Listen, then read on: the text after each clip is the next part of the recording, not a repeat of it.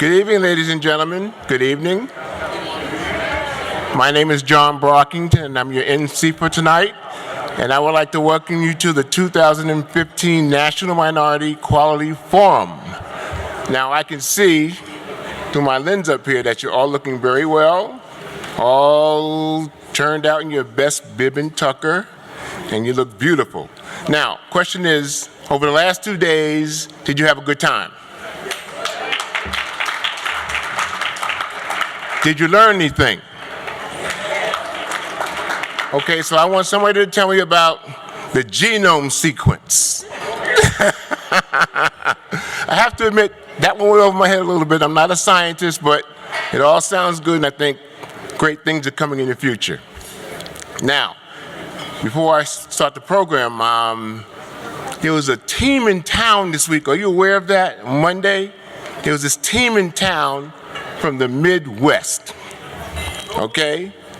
Oh, somebody just said a bad word over there. I'm not even gonna look in this direction. Their nickname or their mascot is a nut, okay? The Ohio State Buckeyes, 2014 national champs, were at this White House on Pennsylvania Avenue, you know. I think the address is 1600, if I'm not mistaken, to see the president. And now he has his name on a Buckeye jersey. Now that deserves a real big hand, right?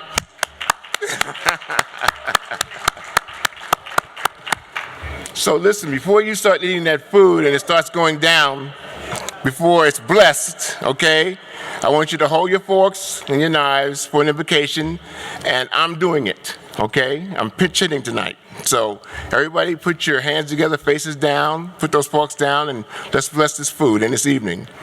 Our Heavenly Father, we thank you so much for this gathering tonight. We thank you for all the people who made it here, got here safely, and enjoyed all the information that was spent this last 2 days, Lord. It's an important meeting here. We're talking about health disparities, getting people healthy, and this wonderful work that's being done, Lord. We're having this gala tonight. These wonderful people are here. They came from far away, and we just want you to bless them in their efforts to create equity in the health system, Lord. We want you to bless this food that we're about to eat, Lord, in the name of your Son, Jesus Christ. Amen. Amen. Amen. All right. So now, at this time, I want to welcome Dr. Puckrein to the stage. Okay.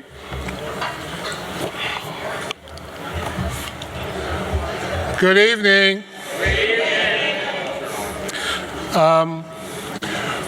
So as we'd have it, there's a vote tonight. Congresswoman Kelly will be here shortly. So I wanted to come by first of all and thank each of you for the wonderful conversation and discussion today and yesterday. It was, I learned a lot. There were a lot of interesting points of information, but I think the most important thing I hope you carry away as we begin to celebrate this evening in our awardees is that now the hard work begins as we go back home into community. We hope that we've inspired you. We will be reaching out to you to help us make the change. I hope what we've communicated, and first of all, I heard a lot about Georgia Dunstan. I don't know how many people were at dinner with us last night and heard Georgia's peek into the future. And if that didn't inspire you, I'm not sure what will inspire you. What we're going to do this evening, we're going to recognize some very talented people that have made an extraordinary difference in the lives of many Americans, and those Americans probably don't even know what these individuals have done for them. So I'm going to stop here. I think what we'll do is we'll start dinner, and when the Congresswoman comes back in, gets here, we'll start our program. So why don't we start with dinner, and then we'll wait for the Congresswoman to come. Thank you. Thank you so much. I appreciate you taking the time with me here. Congressman Chaka Fattah is going to come and bring greetings from the CBC. Congresswoman Kelly's still on her way, but I think I can't even call him a stand-in. I mean, he's a tremendous advocate. Please, Chaka Fattah. Thank you very much. Well, let me first of all thank each and every one of you. I understand that you've had some extraordinary sessions. You've heard from Blue Cross. I know there are a lot of people here from the pharmaceutical industry who've been extraordinarily supportive of the work of the Braintrust. I want to thank all who have been supportive and encourage you to be assured that the reward for your good work will be more work. As there's more to do. I want to particularly recognize a great friend of mine who is the incoming president of the National Medical Association, Dr. Edith Mitchell, who's here. Give her a big round of applause. She'll be sworn in on August the 4th in Detroit, and we'll be excited to be a part thereof. But there's so much that we have to do. After the passage of the Affordable Care Act, with the reauthorization of the Children's Health Care, the CHIP program, with the work that we've done in terms of reforming some of the other health care instruments and to expanding community-based health clinics, which has been a high priority of the Congressional Black Caucus. Now, you're going to see Congressman Jim Clyburn come in momentarily, and then the lady of the hour, Robin Kelly, who leads this Braintrust, will be here, but as it would be in the Congress, there was a meeting called of a committee, and so a number of our members are there, including Robin, who serves on the Government Reform and Oversight Committee, dealing with some important issues. So she is somewhat delayed. So I'm here, even though an 11-term member of Congress, I'm here as her stand-in, which shows you the clout she truly has, and the importance of the issues of dealing with the challenges around healthcare disparities. So enjoy your meal. The members will be here, and I'm just in the vanguard of that activity. So Clyburn will be next. Thank you, and thank you for the work that you're doing. This reminds me so much of weddings.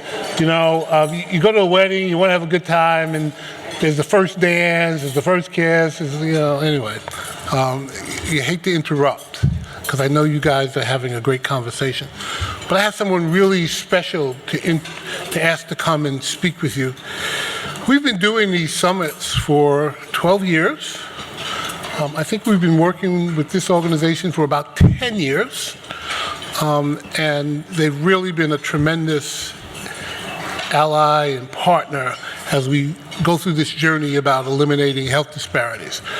So I'm going to ask Julie Goonewardene from the American Medical Association to come up and bring some greetings. Thank you.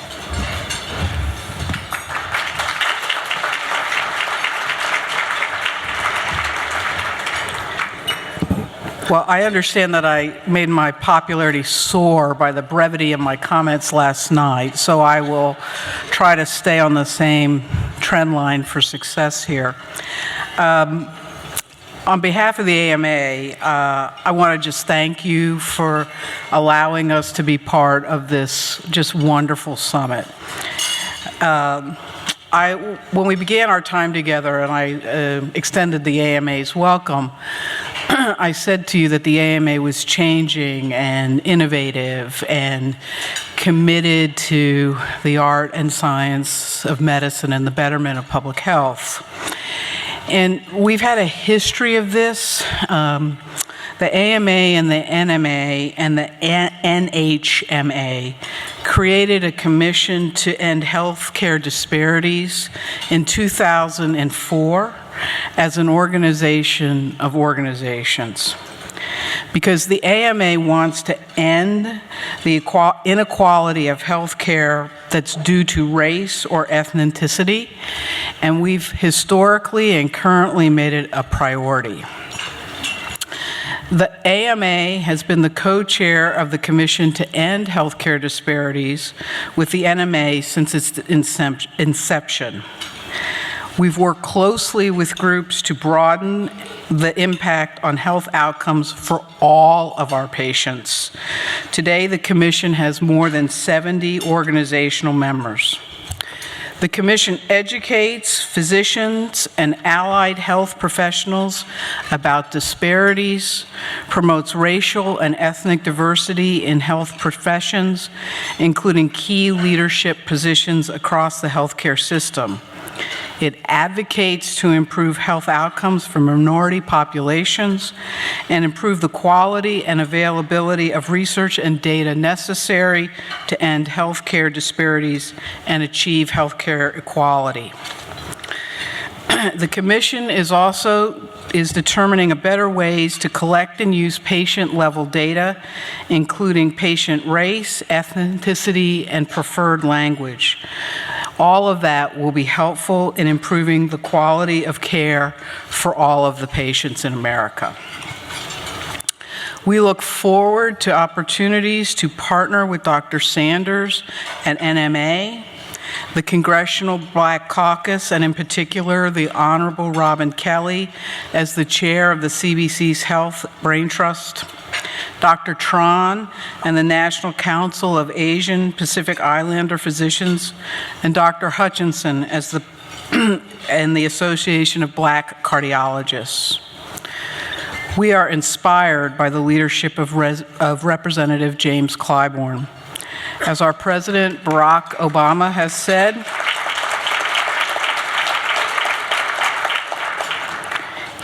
and this is rare ground these days, he is one of the handful of people who, when they speak, the entire Congress listens. On a personal level, I want to thank you for the privilege of being here. My life has been enriched by the opportunity to get to know all of you and to represent the AMA here at this summit. Enjoy yourselves this evening. Okay, at this time, I'd like to welcome to the stage the Director of Retired Players from the NFL Players Association, Mr. Andre Collins.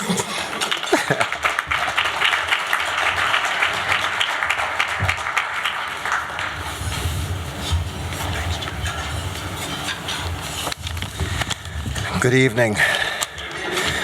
With the schedule so upside down, had no idea what time I would get up here. I really have to go to the bathroom. But I will do my best. I will do my best tonight. You know, pro football is such an important voice. And because of the physically and emotionally demanding nature of our game and our visibility, it naturally makes us a leader when it comes to health and health equality. And the players of the National Football League and the former players of the National Football League certainly promise to do our part. Over the years, the last 10 years, I think Dr. Roberts has come and he's given a presentation here at this meeting, but Dr. Roberts runs the Living Heart Foundation and has been responsible for in our industry, a groundbreaking program that addresses heart health and obesity among our players. We're moving into our 10th year with that program. And the most exciting thing that's happening with that program right now is that we have teams of former players around the country that have gotten together, continue to educate themselves about obesity and challenge one another together in groups to lose weight. And we've seen some remarkable progress there among our players, where, you know, we spend all of our lives as players, and I played 10 years in the National Football League, but we spend all of our lives as players training and conditioning, and a funny thing happens when our careers are over. We stop. We just completely stop. So part of our program is to reintroduce players to conditioning after their football life. We have some other interesting work going on right now when it comes to cognitive and neurological evaluations for our players and the musculoskeletal aspects of what our players go through. Our partners are UNC, Tulane, and the Cleveland Clinic. We're just in the early stages of some of that research, but we hope that through that process of our transitioning players out of the league, evaluating them, giving them a baseline, following them throughout their life. We call it the life cycle program. So we're taking players from the time they enter the league to the time that they die. So hopefully, you know, at the end of this research, we'll have some exciting things to share and really be able to impact health across America. The thing that I'm most excited about personally right now is our work that we're doing with Harvard. It's called the Football Players Health Study, and if you just Google that, there's lots of interesting links and some videos that go along with that to explain the study. But what we're trying to do in our partnership with Harvard, and you can't do any of this without money, so 10 years ago we had no money. Now we've got over $300 million committed to football player health, and hopefully, again, it impacts what happens in America. But the goal is to create some new strategies for preventing injuries and illnesses that continue to impact the health and careers of athletes. So we've got research teams together where we're looking at health, wellness, and the quality of life. We've got pilot studies that are working right now, but the challenge is just not to study. The challenge is, and Harvard has to meet these benchmarks, they have to introduce some interventions for our players to improve the quality of their lives right now. So currently there are 3 studies that are underway, and I'm so excited about this one because as an athlete, your biggest fear is your ACL. But right now Harvard's on the brink of introducing some new treatment programs to be able to allow your ACL, I'm no doctor so bear with me, but to allow your ACL to scar and heal naturally as placed inside a membrane inside of your knee. So all players and all athletes around America should be extremely excited about that. I have a young athlete that's 9 years old playing football, basketball, and baseball. And when I heard that, I immediately got excited because I said, man, my son Chet, that's one thing that he's probably not going to have to worry about. We've got a novel treatment right now for concussions where we're focused on the red, near infrared light therapy for traumatic brain injury. So we're making some progress there. Also cardiac issues among players. Harvard's doing some interesting work there. So go to the link, check in on the study. Again, we promise as players to certainly do our part. We're always looking for partners. I know there's a lot of money out there in the room among big pharma. I'm not shy. Come see us. Find us on the internet, and we'd love to sit and entertain you. We have a whole team, a medical team, and lawyers dedicated to finding the right partners to advance what we do. Thank you.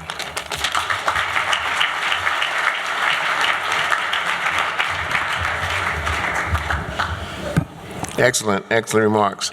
I'd like to welcome Gary back to the stage, Dr. Puckrein, and to make the introduction of the Chairman's Award. There is a whole story around this award, and I'm not going to try to take you through the whole history of this, but I do want to start off by recognizing Salvo Alisi from Farmer. Salvo has been a tremendous friend and ally, and you never think great thoughts alone. And Salvo has been someone who I've been able to talk to and think about how we might go forward. So Salvo, stand up and let people see you and know you, and he's really been a tremendous friend.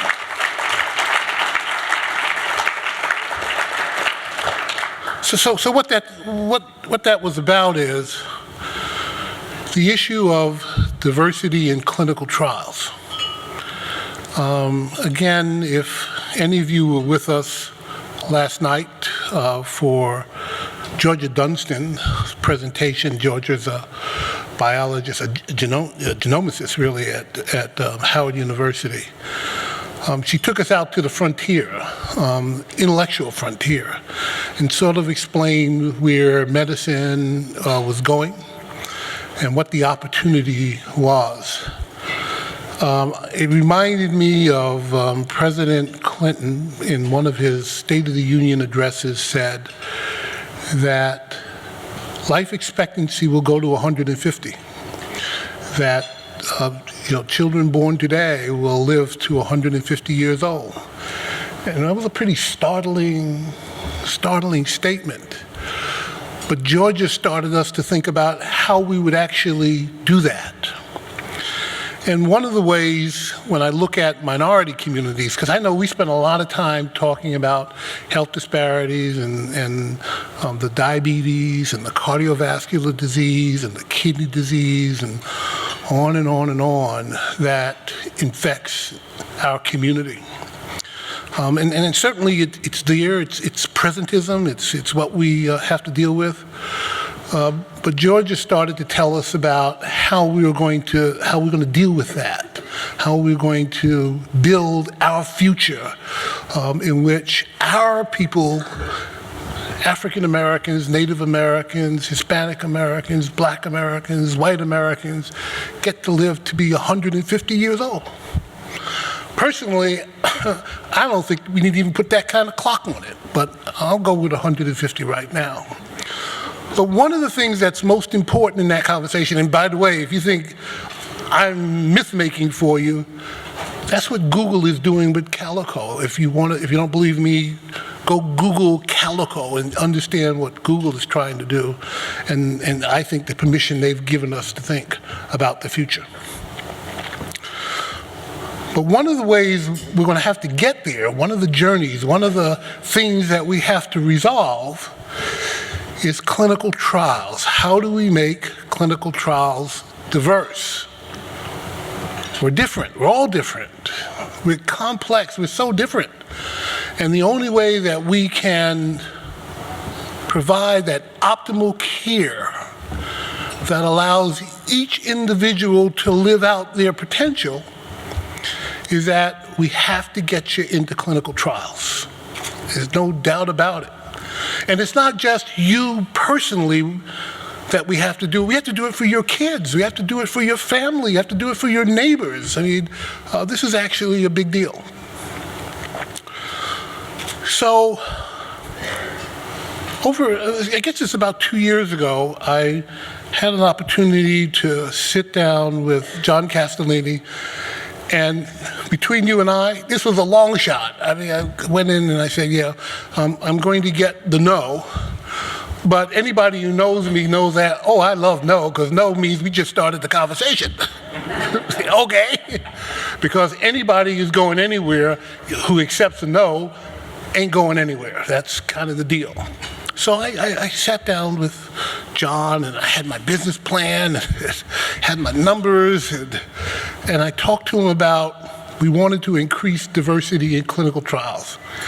And John was very polite, and he looked at it, and he said to me, not enough money. That was the first time in my life that someone looked at me and said, ain't enough money. I was speechless. I mean, I'm telling you, it's hard to make Gary Puckrein speechless, but I was speechless.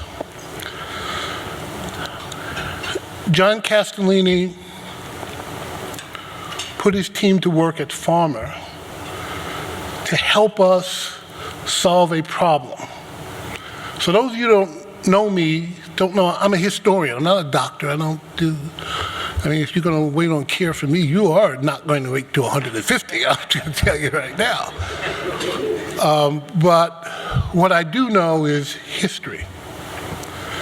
And what I realized at that moment, what he was saying to me, I was thinking about what Branch Rickey said to Jackie Robinson about coming into Major League Baseball. But he wasn't telling Gary Puckrein to come into Major League Baseball. He was telling Black America, Hispanic America, Asian America to come into Major League Baseball, to take an opportunity to understand the disease process that is creating these disparities. This wasn't about finding new drugs. This was about finding new science to help communities. And when I look out, again with the historian's mind, what I can tell you is there are not a lot of American industries that take on the process of solving a problem for what we used to call minorities. Because if they did, we wouldn't have the problem, right? I mean, if industry decided that they wanted to fix the problem, whatever that problem was, it would be fixed. But they don't. But in this particular instance, he said, let's work together as an industry to solve a problem. And that is the history of the I'm In campaign. That's what was born. And what was born in that process was to begin to explain to diverse populations, to take us way past Tuskegee, to take us past Henry Louis, to talk about building a future predicated on science. And I know in our society, Branch Rickey is a common name. I mean, everybody knows Branch Rickey at 42 and baseball and all that. Didn't save a life. I love baseball, but it ain't saving nobody's life. And I know that John Castellani, who unfortunately just announced his retirement from Farmer, generations will not know that he made that decision. When you leave this room, few people are going to know that he made that decision. But I know that lots of people, their lives are going to be different because he did that. Didn't even take a bow, didn't even run around, didn't take a lap around the block, didn't do anything. I think that was profound. I really do. I think that was deeply profound. And so it is, I mean, with great pride and esteem that I say to him, thank you. Thank you. I mean, a lot of people won't have that opportunity, but I'm going to say it for him. Because now we're going to start the process of having science. And I'll just say one more word about this, and then I'll stop. Clinical trials are not just about drug discovery. I mean, we talk about it a lot, and FDA wants it, and I get it, and companies want it. Clinical trials provide the science around which we manage disease. Right? That's what they do. And I know all of you like generics, and I got it. Cheap, I got it. But it don't innovate. Don't take you anywhere. It's just, I liken it to driving around in the 1950s Chevy. Yeah, Cuba's got a lot of 1950 Chevys, but who the hell want to constantly riding around a 1950 Chevy? I'm sorry, but that's what it looks like. But that science, and if you don't believe me, open up, just Google it. Clinical guidelines for any disease and look at the footnote, and what you're going to see is that it came out of those clinical trials. And the problem has been that when they write those clinical guidelines, they don't include diverse populations because they weren't in the trials. And what I also know is that today,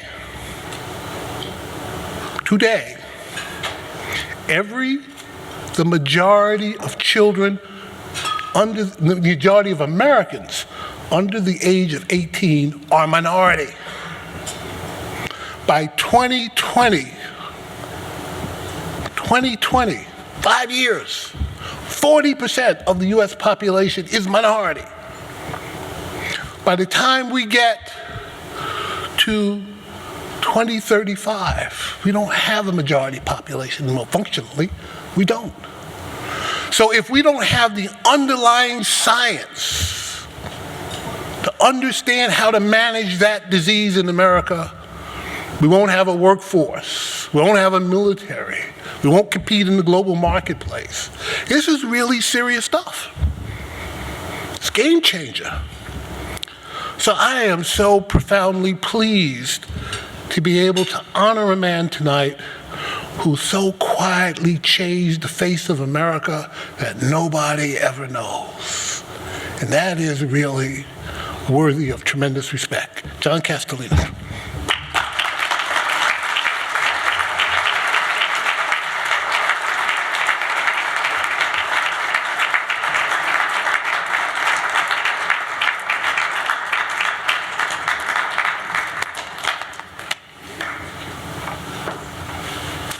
Oh, golly.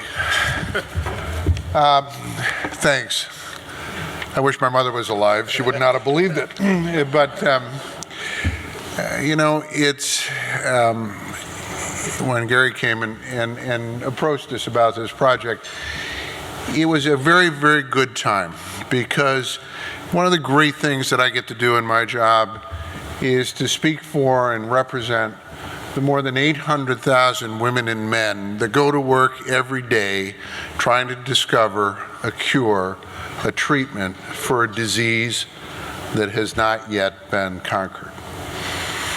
And when you step back right now in time and you look at the state of the science and you look at the state of discovery, it's astounding.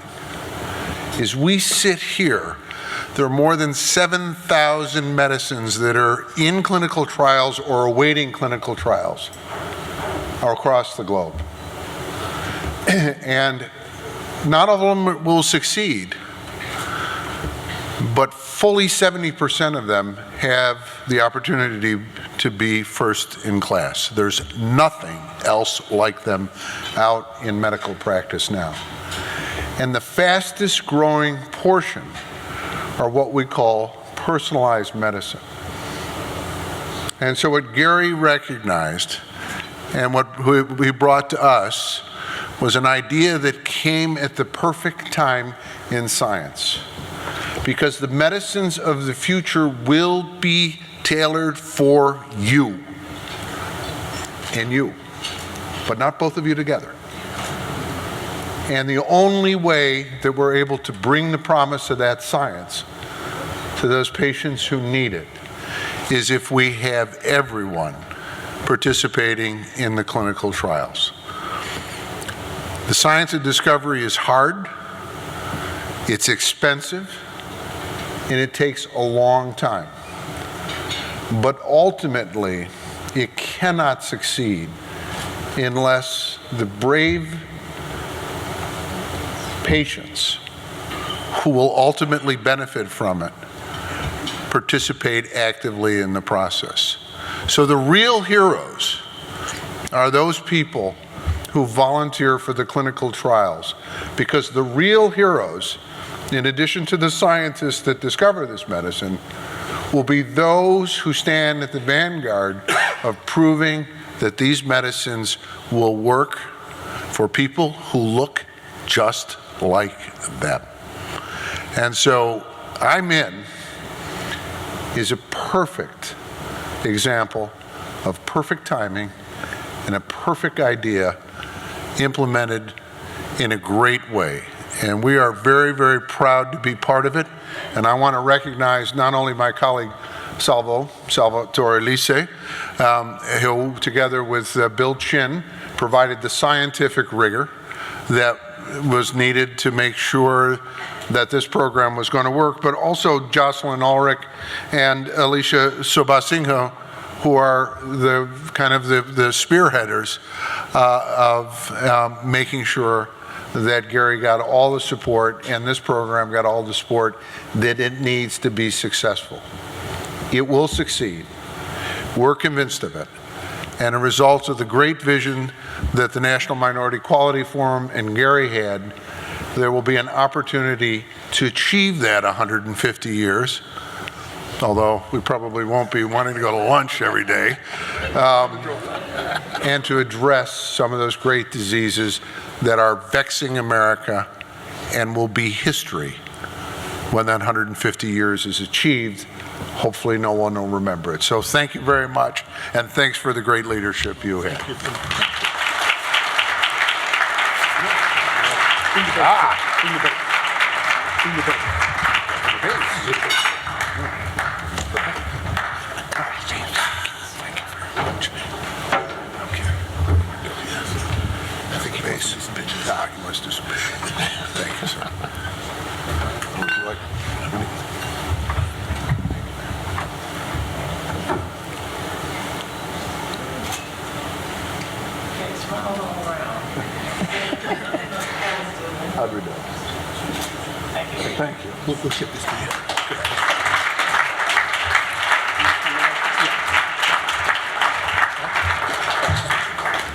Good evening, everyone. How are you? I'm good. I made it back. As Assistant Democratic Leader in the 114th Congress, the number 3 Democrat in the House, James E. Clyburn, is the leadership liaison to the Appropriations Committee, one of the Democratic Caucus primary liaisons to the White House, chair of the recently formed House Democrats' Democratic Outreach and Engagement Task Force, and definitely the go-to guy of the CBC. Leader Clyburn has been busy for a long time. He was elected president of his NAACP youth chapter when he was 12 years old. Helped organize many civil rights marches and demonstrations as a student leader at South Carolina State College, and even met his wife Emily in jail during one of his incarcerations. You never told me about that. When Leader Clyburn came to Congress in 1993, he was elected co-president of his freshman class and quickly rose through the leadership ranks. He was elected chairman of the Congressional Black Caucus in 1999, and his reputation as a leader and consensus builder helped him win a difficult 3-way race for House Democratic Caucus vice chair in 2002. 3 years later, he was unanimously elected chair of the Democratic Caucus.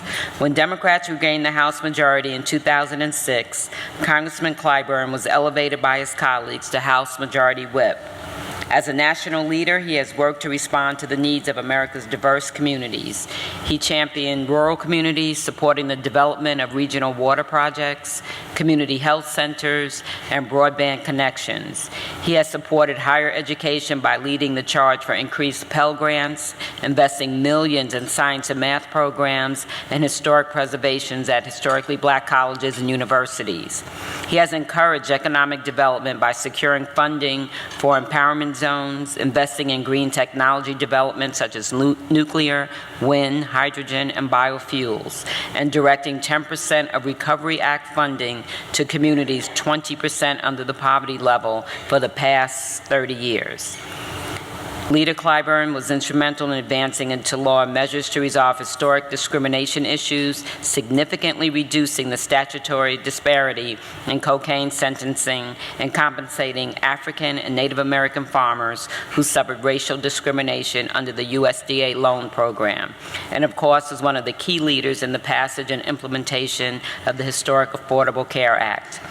Leader Clyburn is also an author. His first book was Uncommon Courage, and it dealt with those that were really on the forefront of Brown versus the Board of Education. His latest book is Blessed Experiences, and I laugh about that title because I've only been here 2 years, and I don't know how many of my experiences have really been blessed. But Jim and Emily Clyburn have 3 daughters, Mignon, Jennifer Reed, and Angela Hannibal, 2 sons-in-law, Walter Reed and Cecil Hannibal, and 3 grandchildren, Walter A. Clyburn Reed, Sydney Alexis Reed, and Layla Joanne Clyburn Hannibal. And at this time, Leader Clyburn is our keynote speaker, and he will be receiving a Lifetime Achievement Award, but he's going to share his words of wisdom first. So please come forward.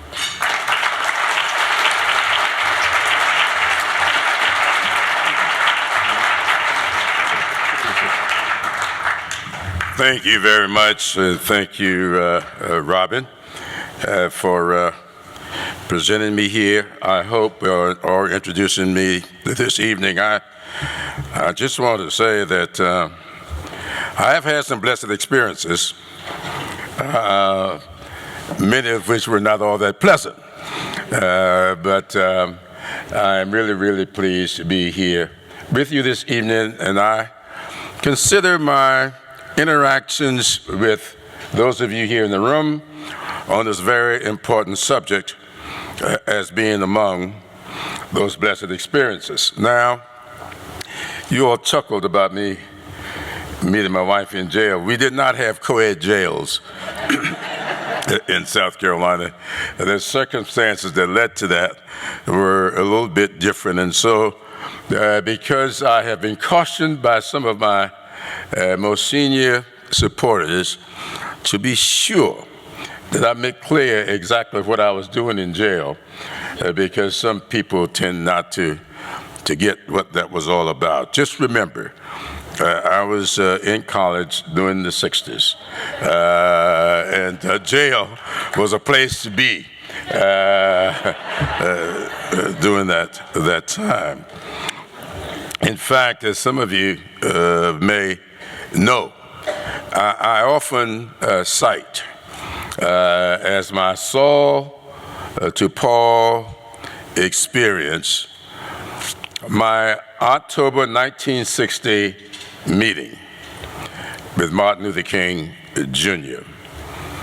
The meeting started around 10 o'clock in the evening. As many of you, especially those of you who saw Selma, you might know that the little disagreements that cropped up between SCLC and the Student Nonviolent Coordinating Committee, of which I was a member, was not all that pleasant for much of our coexistence. And of course, in October 1960, when we, SNCC, had our second meeting down at Morehouse College in Atlanta, the first one having taken place earlier that year up at Shaw University in Raleigh on April 15th, where I was at Shaw last month.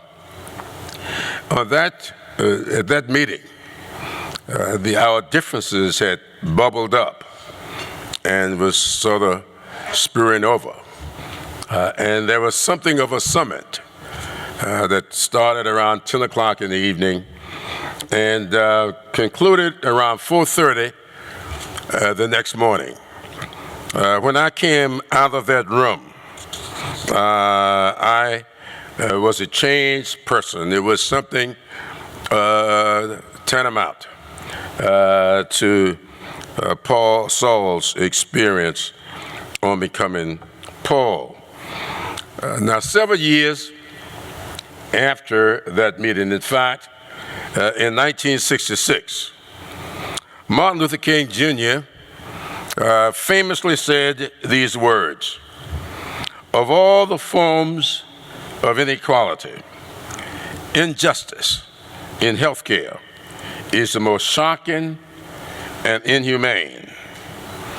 I profoundly agree with that view. Sadly, injustice in healthcare is a reality with which I am much too familiar. Health care statistics and indices in my congressional district and my home state are worse than it is for most Americans. The United Health Foundation ranks South Carolina as the 42nd state in overall health. The average South Carolinian dies nearly 2 years earlier than the average American. Much of the congressional district that I represent is even worse. Life expectancy in some of the counties that I represent is fully 7 years behind the national average.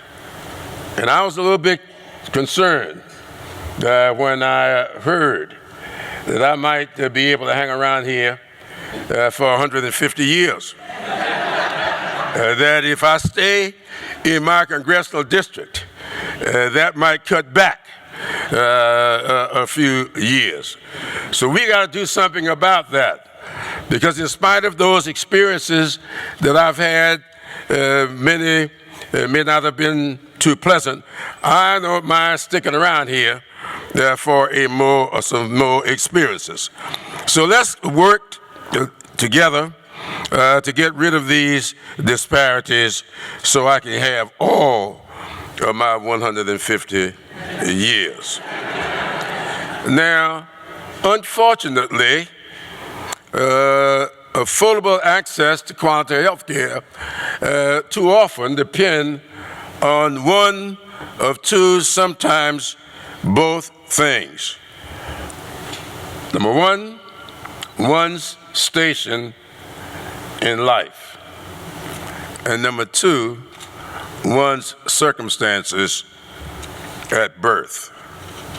Now, all of us will probably need some form of health care at some point in our lives. You can hear this raspy sound that you hear today. In fact, if I were here Monday of last week, I could not have given this talk because I could open my mouth, but no sounds would come out.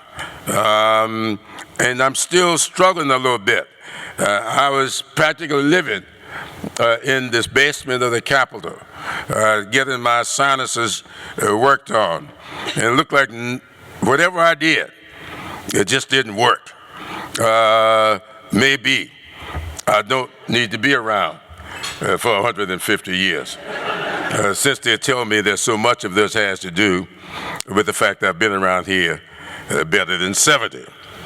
And now, about a few years ago, as many of you recall, and after decades of frustration with our nation's inability to do something about health care, making it more accessible and more affordable, President Obama saw an opening that presented us with an opportunity to do something that the country had been talking about for better than 100 years.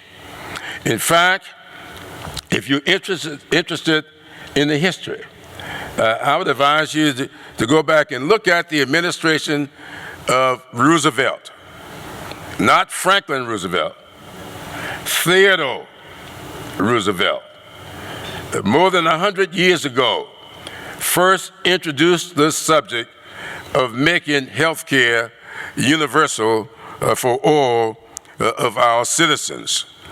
I was the whip at the time, and as you know, the whip's job is to count the votes and make sure that you get to 218. Well, it took some doing. It was a very, very contentious effort.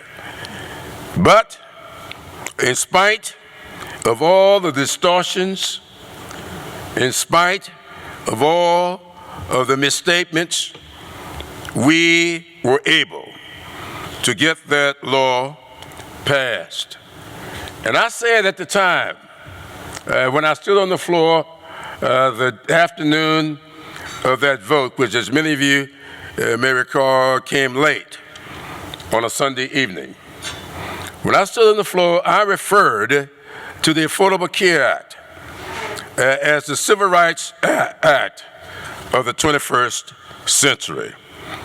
I have often called it that because I actually believe that the Affordable Care Act is just that, a Civil Rights Act.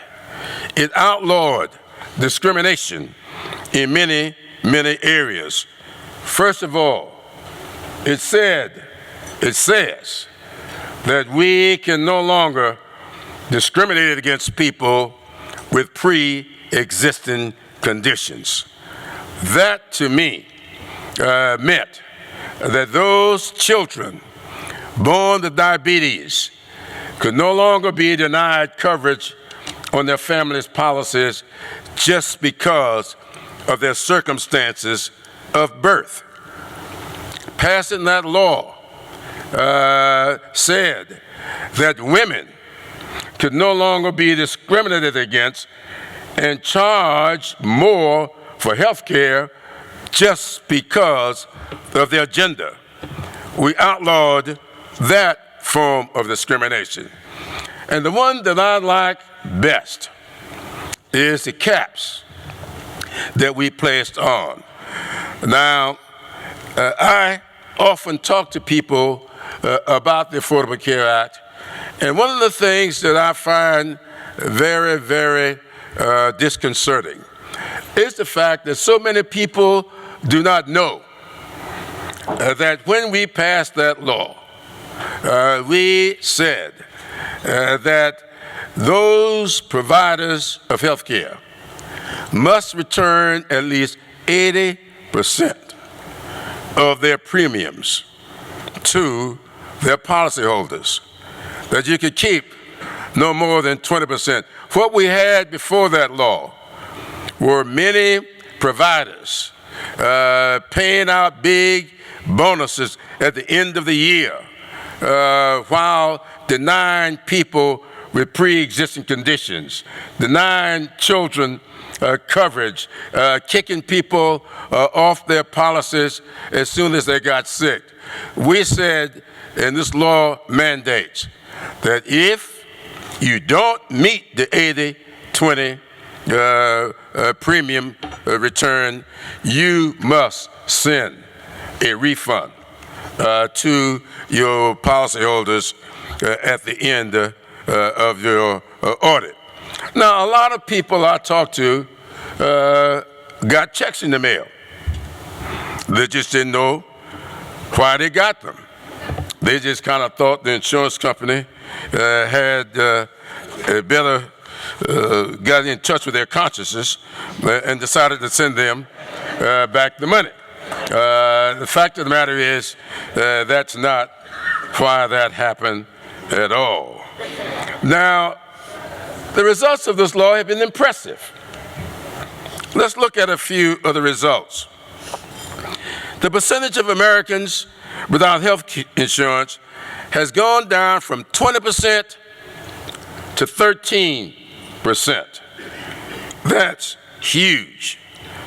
That means that the number of Americans without health insurance has gone down by 16.5 million people. At the same time,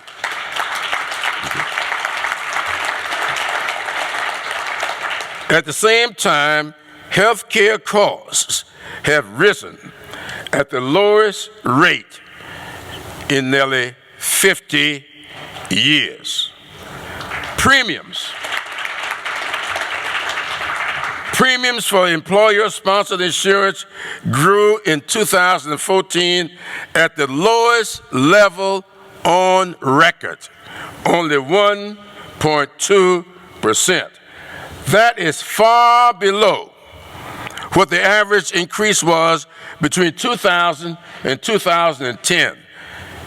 In that 10-year period, the annual increase in health premiums was 5.6%. That was the average.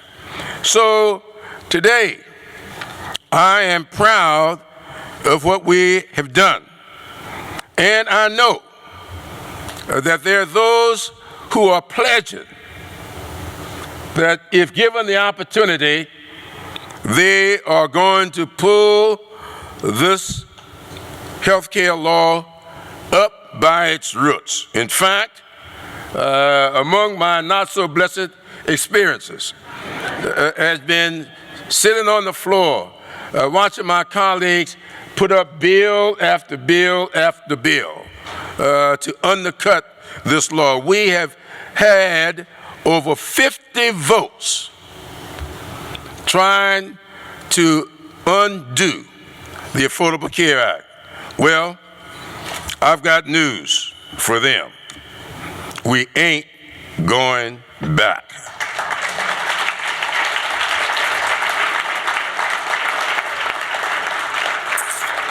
We are not going back to a broken system that discriminates against women because of their gender. We are not going back to a broken system that discriminates against children at birth just because of their happenstance. We are not going back to a system that will allow insurance companies to deny coverage to people with pre-existing conditions and at the end of the year pay out $30 and $40 million in bonuses to their CEO. That ain't a place to go back to. But we still got some work to do. I represent a largely rural area. And I know that in spite of the fact that y'all think she's from Chicago, Robin Kelly ain't from no Chicago. I've been to her district. And she got some rural people too. And so we got to do something about that. We cannot say to rural communities all over this country that we are going to take care of those people who are sophisticated, who live close to each other, but we're not going to make health care accessible for those of you who live in different situations. And we've got to do something to make that possible. I was talking, where's Doc, who has been working with my daughter on the prison reform. Mignon, my eldest, is a member of the Federal Communications Commission. I talked to her this afternoon, and she is obsessed now with getting the FCC's and all of its resources to bring it to bear so that broadband and telemedicine and all of those things that can get health care into rural communities become a part of all of this. Now, let me just caution you. I remember when we were in the throes of the debate on trying to get the law passed. There was this big debate, many of you may remember, on so-called public option. There were people who thought that if we didn't do the public option, it might be best not to do anything at all. I sat there that day, and I was a bit upset. And at one point, one of the proponents of the public option said, we've got to treat this law just like we treated the 1964 Civil Rights Act. At that point, I tapped the chair of our caucus, John Lawson, on the shoulder, and I said, please recognize me before you call on anyone else to speak. And I went to the mic, and I said, I want all of you to remember that when we passed the Civil Rights Act in 1964, it did not have voting. It did not have housing. It did not have outlaw discrimination in the public sector. We didn't get voting until 1965. We didn't get fair housing until 1968. And though it may be surprising to you, we did not outlaw employment discrimination in the public sector until 1972, 8 years after we passed the law. So today, when people look back on those days, they lump them all under the Civil Rights Act of 1964. But I want all of you to remember, it took 8 years to get us to where we thought was a real good place. We are just beginning with the Affordable Care Act. It's going to take some more doing. I do not object to people trying to get the law right. I do object to them trying to undo the foundation that has been laid. But you and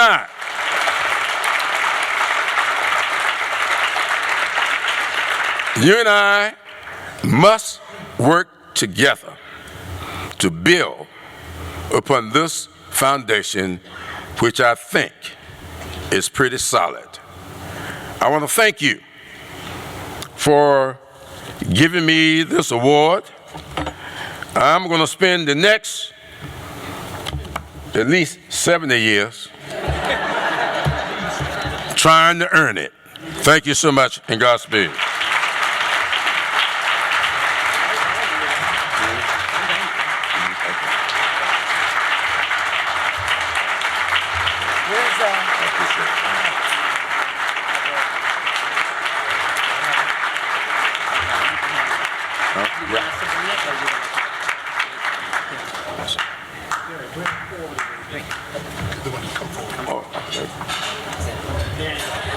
Let's give Leader Clyburn another round of applause.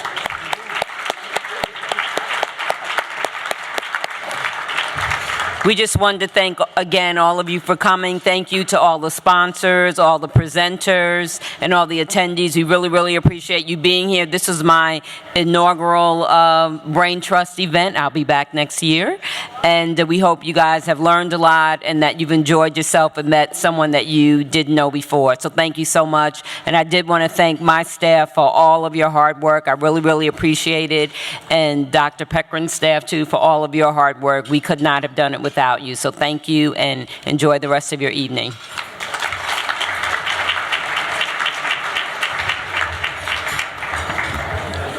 Well, another year come and gone.